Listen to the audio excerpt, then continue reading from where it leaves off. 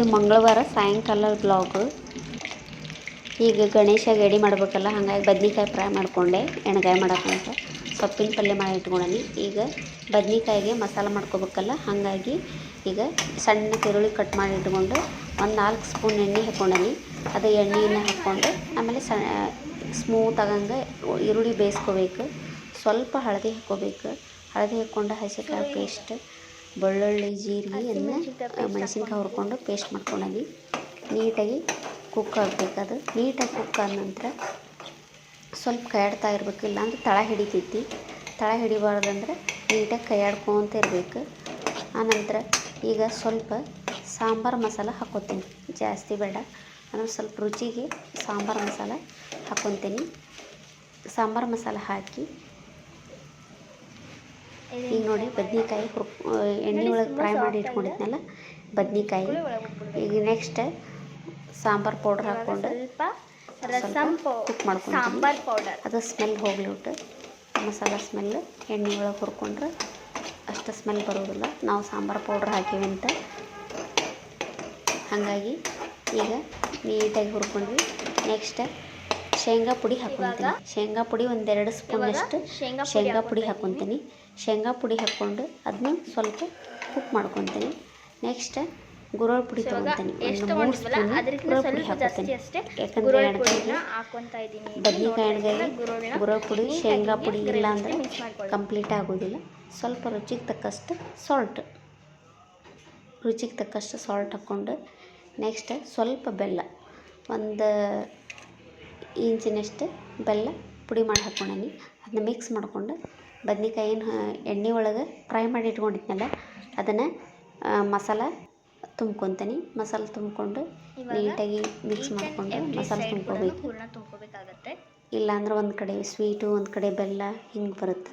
ಹಾಗಾಗಿ ನೀಟಾಗಿ ಮಿಕ್ಸ್ ಮಾಡ್ಕೋಬೇಕು. ಮಸಾಲ ಮಿಕ್ಸ್ ಆದ ನಂತರ ಬದ್ನಿಕಾಯಿ ತುಂಬಿಕೊಂಡು ಎಲ್ಲ ಬದ್ನಿಕಾಯಿ ನೀಟಾಗಿ ತುಂಬಿಕೊಂಡು ಆನಂತರ ಒಂದು 5 ನಿಮಿಷ ಬಿಟ್ಟು ಬಾಳಿಗೆ 1-3 ಸ್ಪೂನಷ್ಟು, ಯಾಕಂದ್ರೆ ಮೊದಲೇ ಎಣ್ಣೆ ಒಳಗೆ ಹುರ್ಕೊಂಡಿರ್ತೀವಲ್ಲ, ಹಾಗಾಗಿ 1-2 ಸಣ್ಣ ಸ್ಪೂನ್ ಇಲ್ಲ 1-2 ಸ್ಪೂನಷ್ಟು ಎಣ್ಣೆ ಹಾಕ್ಕೊಂಡು ಅದರೊಳಗೆ ಬದ್ನಿಕಾಯಿ ಫ್ರೈ ಮಾಡ್ತೀನಿ.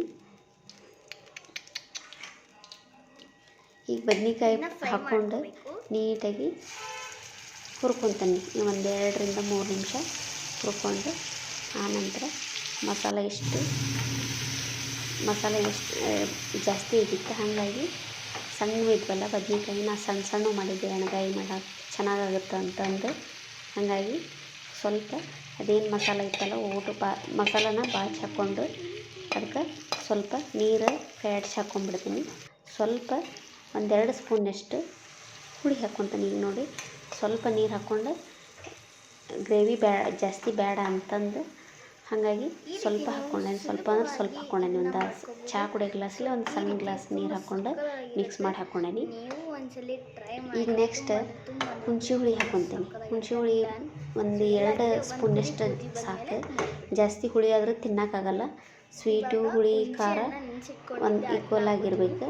ಹಾಗಾಗಿ 1-2 ಸ್ಪೂನಷ್ಟು ಹುಣಸೆ ಹುಳಿ ಹಾಕ್ಕೊತೀನಿ. ನೋಡಿ ಹುಣಸೆ ಹುಳಿ ಹಾಕ್ಕೊಂಡು ಒಂದು ಸ್ವಲ್ಪ ಮಿಕ್ಸ್ ಮಾಡಿ ಬಾಯಿ ಮುಚ್ಚಿ ಇಟ್ಬಿಟ್ರೆ ಬಾಜಿ ರೆಡಿ. ಈಗ ರೊಟ್ಟಿ ಲಟ್ಟಿಸ್ಕೊತೀನಿ. ಜಿಗಿ ತಿರುಕೊಂಡಿದ್ದೆ, ಯಾಕಂದ್ರೆ ಇವತ್ತು ನಿನ್ನೆ ಮಾಡ್ಬೇಕಾಗಿತ್ತು, ನಾನು ಆಗಲಿಲ್ಲ, ಒಂದು ಸ್ವಲ್ಪ ಬೇರೆ ಕೆಲಸ ಇದ್ದಕ್ಕೆ. ಹಾಗಾಗಿ ಇವತ್ತು ಮಾಡಾಕತ್ತೀನಿ ರೊಟ್ಟಿ.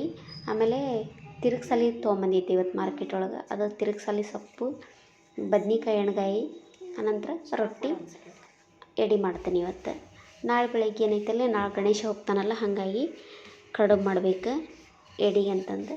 ಈಗ ರೊಟ್ಟಿ ಆಮೇಲೆ ಅವನಿಗೆ ತಿರುಗ್ಸಲಿ ಸೊಪ್ಪು ಅಂದ್ರೆ ಭಾಳ ಇಷ್ಟ ಅಂತ. ಹಾಗಾಗಿ ಈಗ ಬದ್ನಿಕಾಯಿ ಪಲ್ಯ ರೆಡಿ ಆಗೈತಿ. ಈಗ ರೊಟ್ಟಿ ಬೇಯಿಸ್ಕೊಂಡು ಈಗ 2 ರೊಟ್ಟಿ ಮಾಡ್ಕೊಂಡೇನಿ. ಈಗ 2 ರೊಟ್ಟಿನೂ ಬೇಯಿಸ್ಕೊಂಡು ಎಡೆ ಮಾಡಿ ನೋಡಿ ಹಿಂಗೆ ನೀಟಾಗಿ ಹಾಕ್ಕೊಂಡು ಎಲ್ಲಿ ಚುಕ್ಕಿ ಇರೋದಂಗೆ ನೀರು ಹಚ್ಕೋಬೇಕು. ಅದು ಹಿಟ್ಟಿರುತ್ತಲ್ಲ ಅದೆಲ್ಲ ನೀಟಾಗಿ ಕಂಪ್ಲೀಟಾಗಿ ಹಿಟ್ಟು ಹೋಗಂಗೆ ನೀರು ಹಚ್ಕೊಂಡು ನೀಟಾಗಿ ಬೇಯಿಸ್ಕೋಬೇಕು. ಬೇಯಿಸ್ಕೊಂಡು ಅವು ಉಬ್ಬಬೇಕು. ರೊಟ್ಟಿ ಪುರಿ ಉಬ್ಬಿದಂಗೆ ನೀಟಾಗಿ ಉಬ್ಬಿದ್ವು ಅಂದ್ರೆ ರೊಟ್ಟಿ ಕಂಪ್ಲೀಟಾಗಿ ಬಂದೈತಿ ಅಂತ ಅದ್ರ ಅರ್ಥ. ಇಲ್ಲಾಂದ್ರೆ ಹಸ್ಕಾದ್ರೆ ಸರಿ ಅನಿಸೋದಿಲ್ಲ. ಹಿಂಗೆ ನೀಟಾಗಿ 2 ಕಡೆ ಉಬ್ಬಿ ಬರಬೇಕು. ನೋಡಿ ರೊಟ್ಟಿ ಕಂಪ್ಲೀಟ್ ಆಗೈತಿ. ಈಗ ತಾಟ್ ರೆಡಿ ಮಾಡ್ತೀನಿ. ಗಣೇಶಗೆ ಎಡೆ ಮಾಡ್ಬೇಕಲ್ಲ, ಹಾಗಾಗಿ ಒಂದು ಸೈಡ್ ಸೊಪ್ಪು, ಒಂದು ಸೈಡ್ ಬದ್ನಿಕಾಯಿ ಪಲ್ಯ, ಒಂದು ಸೈಡ ರೊಟ್ಟಿ. ನೋಡಿ ಫ್ರೆಂಡ್ಸ್, ಎಡೆ ಆಯಿತು, ಎಡೆಗೆ ರೆಡಿ. ನೋಡಿ ಫ್ರೆಂಡ್ಸ್, ಈ ವಿಡಿಯೋ ಇಷ್ಟ ಆದಲ್ಲಿ ಲೈಕ್ ಮಾಡಿ, ಶೇರ್ ಮಾಡಿ, ಕಮೆಂಟ್ ಮಾಡಿ, ಸಬ್ಸ್ಕ್ರೈಬ್ ಮಾಡಿ. Thank you. ಹೆಚ್ಚೆಚ್ಚಾಗಿ ನಿಮ್ಮ ಫ್ರೆಂಡ್ಸ್ಗೆ, ಫ್ಯಾಮ್ಲಿಗೆ ಶೇರ್ ಮಾಡಿ. ನಿಮಗೆ ಏನು ಮಾಡಬೇಕಂತ ಕಮೆಂಟ್ ಮಾಡಿ. ಹೆಚ್ಚು ವಿಡಿಯೋ ನೋಡಿ ಶೇರ್ ಮಾಡಿ.